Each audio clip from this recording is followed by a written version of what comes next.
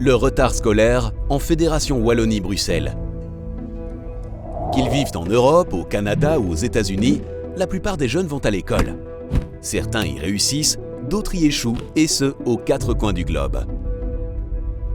Tout cela paraît très évident. Ce qui l'est moins, c'est que selon les pays, les élèves redoublent plus ou moins.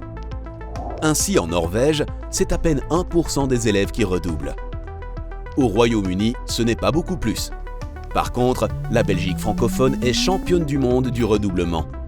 À l'âge de 15 ans, la moitié des élèves a au moins une année de retard scolaire.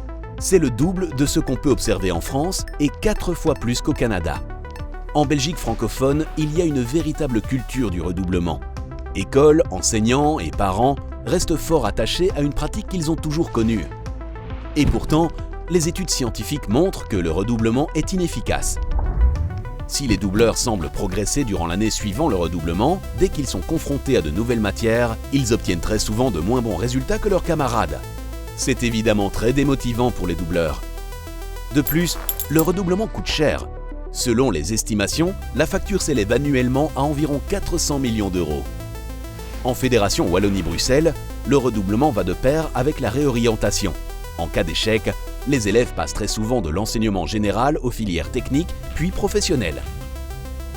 Tout comme la réorientation, le redoublement va de pair avec les inégalités qui caractérisent notre système éducatif.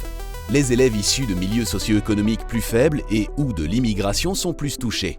Ainsi, en dernière année du secondaire, 69% des élèves défavorisés ont redoublé contre 48% des élèves favorisés. Alors, que faire ? Nous pouvons regarder pourquoi et comment ça marche chez nos voisins, et en particulier dans les pays nordiques, champions des classements scolaires. Que voyons-nous ? Que les pays du Nord, comme la Finlande, ont un tronc commun pour tous les élèves jusque 16 ans. Ils investissent dans la remédiation et ils renforcent le soutien en classe en s'appuyant sur des enseignants supplémentaires. Et c'est efficace.